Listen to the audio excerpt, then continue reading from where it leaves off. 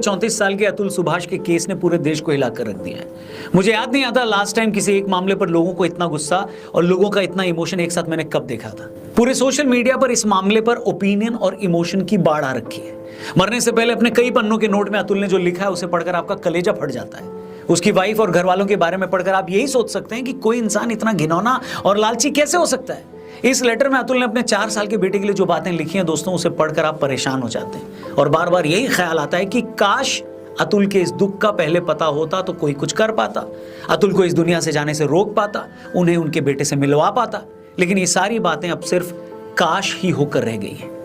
मैं ये नहीं चाहता कि इस वीडियो को हम सिर्फ एक इमोशनल अपील बनाकर छोड़ दें। मेरी कोशिश है कि अतुल ने अगर अपनी लाइफ का सैक्रिफाइस दिया है तो उसे हम वेस्ट न जाने दें, ताकि उन जैसे और केस न हो पाए। तो इससे पहले कि मैं इस बात पर आऊं कि अतुल सुभाष के केस में क्या गलत हुआ और क्या कुछ ठीक किया जा सकता था, एक बार पहले ये जान लें कि मामला क्या है।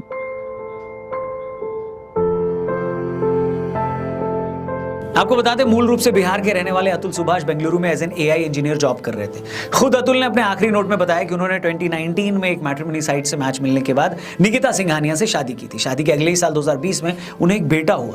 अतुल ने अपने नोट में लिखा है कि उनकी पत्नी हर पूजा या शादी पर 6 साड़ियां और एक गोल्ड सेट की डिमांड करती थी। इन सालों में उन्होंने अपने ससुराल वालों को भी उनके बिजनेस के लिए 20 लाख रुपए से ऊपर दिए थे। अतुल ने कहा कि मेरी वाइफ और उनके घर वालों की पैसे की डिमांड लगातार बढ़ रही थी। 2021 में जब उन लोगों को पैसे देने मैंने बंद किए तो मेरी पत्नी हमारे 1.5 साल के बेटे को लेकर घर छोड़कर चली गई। अतुल ने इसके बाद जब अपनी पत्नी से तलाक मांगा तो उसकी वाइफ ने दहेज समेत अलग अलग सेक्शन में अतुल पर 9 केस दर्ज करा दिए। अतुल की वाइफ ने जानबूझकर उन्हें परेशान करने के लिए सारे केस यूपी के जौनपुर में दर्ज करा दिए, जबकि वो खुद भी जौनपुर में नहीं रहती थी।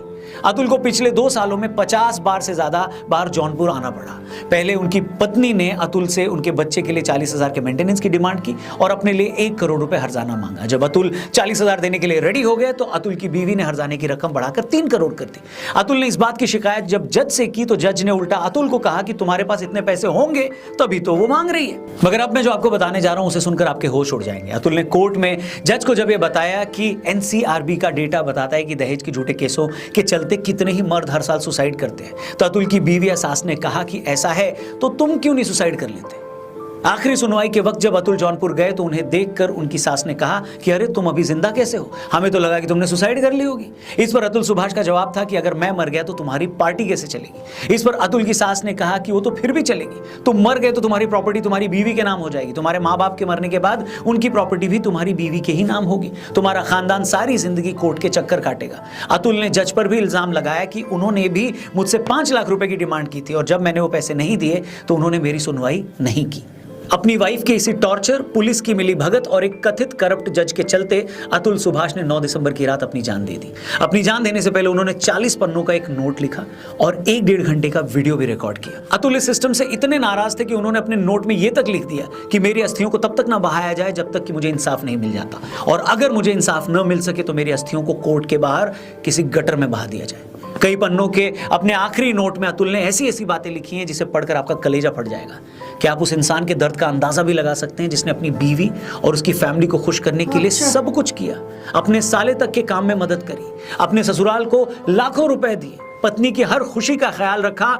उस शरीफ आदमी को इतना मजबूर कर दिया गया कि उसने परेशान होकर अपनी ही जान दे दी। उसे 2 सालों से अपने बच्चे से नहीं मिलने दिया गया, उसके माँ बाप पर झूठे केस किए गए, वो भी तब जब आपने अपनी बीवी के लिए हर वो पॉसिबल चीज की जो आप कर सकते थे।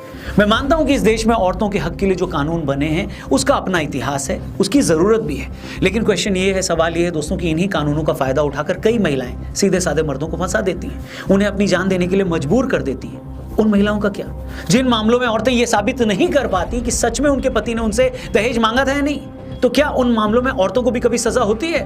ना, बिल्कुल नहीं होती। ऐसे मामलों में आखिर ऐसा कोई कानून क्यों नहीं है जो ये तय कर सके कि बच्चों के मेंटेनेंस के लिए या अपने हर्जाने के लिए औरतें कितना पैसा मांग सकती हैं? अतुल के केस में ही ये कैसे डिसाइड हो गया कि निकिता को अपने 2 साल के बच्चे की परवरिश के लिए 40,000 रुपए महीना चाहिए?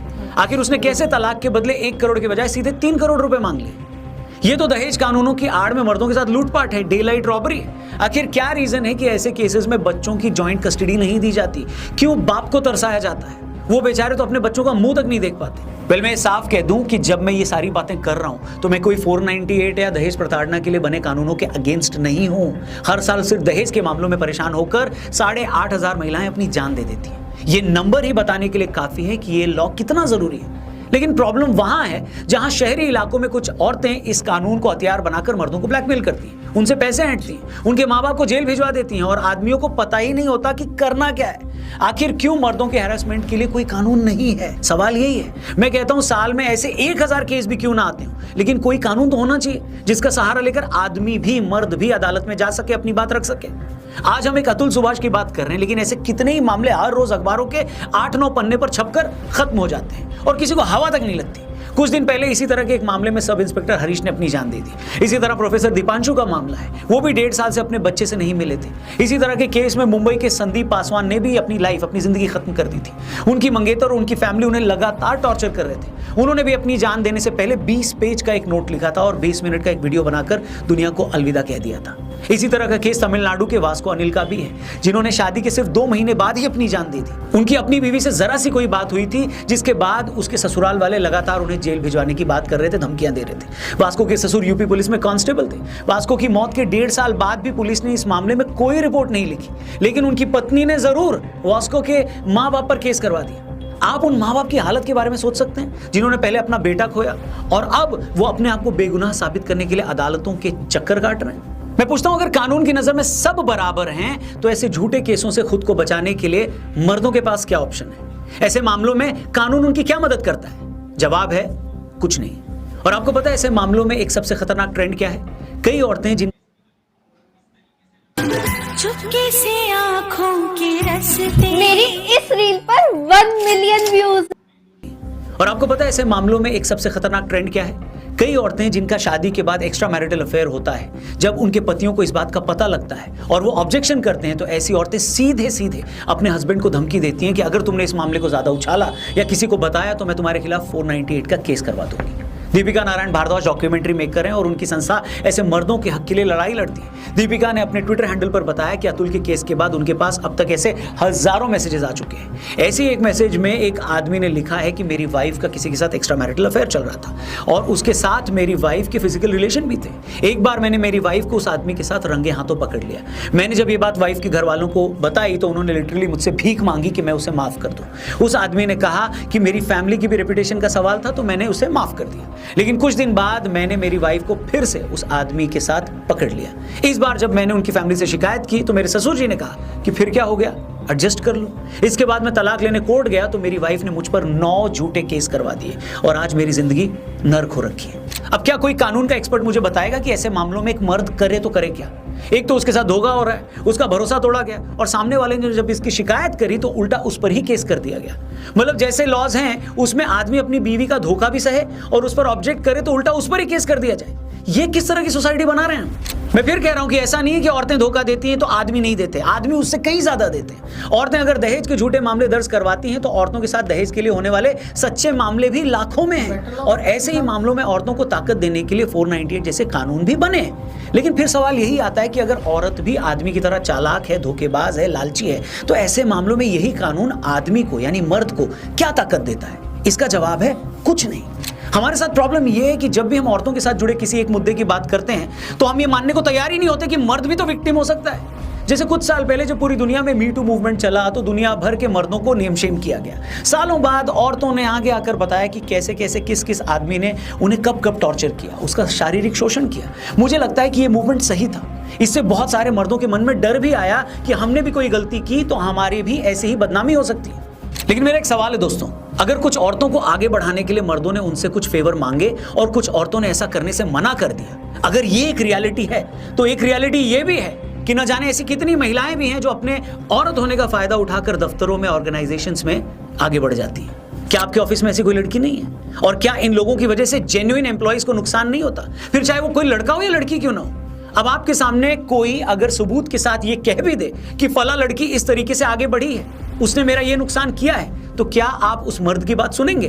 बिल्कुल नहीं सुनेंगे। सच तो यह है कि बात कितनी भी सच्ची क्यों ना हो, उल्टा उस मर्द को यह कह दिया जाएगा कि तुम एक औरत की ग्रोथ से जलते हो, तुम झूठे हो, तुम्हें शर्म आनी चाहिए। मैं फिर कह रहा हूं कि ये एक सेंसिटिव मामला है, लेकिन क्या वजह है कि हम दूसरी तरफ भी कुछ गलत हो सकता है इस बारे में सोचने के लिए तैयार ही नहीं होते। और कोई भी सोसाइटी जब एक तरफा नैरेटिव बनाता है तो वो एक साइड को पूरी तरह से विलन और दूसरे को पूरी तरह से विक्टिम बना देता है। जैसे ब्राह्मणों ने अगर एक वक्त कुछ जातियों पर जुल्म किए तो कुछ लोगों ने आज तक पूरी ब्राह्मण जाति को ऑपरेसर बना रखा है। अगर पेट्रियार्कल सोसाइटी में मर्दों ने सालों तक औरतों पर जुल्म किए, उन जुल्मों से बचाने के लिए हमने औरतों के लिए कुछ कानून बनाए, तो इसका मतलब ये नहीं है कि उसका उल्टा नहीं हो सकता, मर्द भी विक्टिम हो सकता है। हेलो, हिंदी के उपन्यास सम्राट प्रेमचंद्र का एक मशहूर नॉवेल है कर्मभूमि। कर्मभूमि में एक जगह प्रेमचंद जी अपने कैरेक्टर से कहलवाते हैं कि आप लोग कहते हैं कि महिला, दलित, भूमिहीन ये सब प्रताड़ित होते हैं, लेकिन इस बात की क्या गारंटी है कि अगर इन सबको कल को वैसी ही ताकत मिल जाए तो ये सब भी वैसा ही शोषण नहीं करने लगेंगे जैसा इनका होता है। मतलब बुराई आदमी या औरत, ऊंची जाति या नीची जाति में नहीं है, बुराई उस ताकत में है जो एक इंसान को पैसे या कानून या अपनी जाति धर्म से मिलती है। अब ये उस आदमी पर डिपेंड करता है कि वो उस ताकत का कैसे इस्तेमाल करता है। दहेज विरोधी कानूनों ने जहां लाखों करोड़ों औरतों को ताकत दी है, तो ये भी सच है कि इन्हीं कानूनों की ताकत का इस्तेमाल करके लाखों मर्दों का भी वैसे ही शोषण हो रहा है जैसा औरतों का होता आया है। लेकिन जरूरत इस बात की है कि इन कानूनों का गलत इस्तेमाल होने से रोका जाए, मर्दों को भी कानून की प्रोटेक्शन दी जाए ताकि अतुल सुभाष जैसे भले लोगों को यूं मजबूरी में दुनिया को छोड़कर जाना न पड़े। बाकी आपकी इस मामले पर क्या राय है, क्या ओपिनियन है, कमेंट करके जरूर बताइएगा। क्या आप अपने अगल बगल किसी ऐसे मर्द को जानते हैं, किसी ऐसे व्यक्ति को जानते हैं जिन्हें इसी तरीके से झूठे केस में फंसाया गया है, कानून का गलत इस्तेमाल करके उन्हें भी परेशान किया जा रहा है? उनके बारे में भी कमेंट करके जरूर बताइए।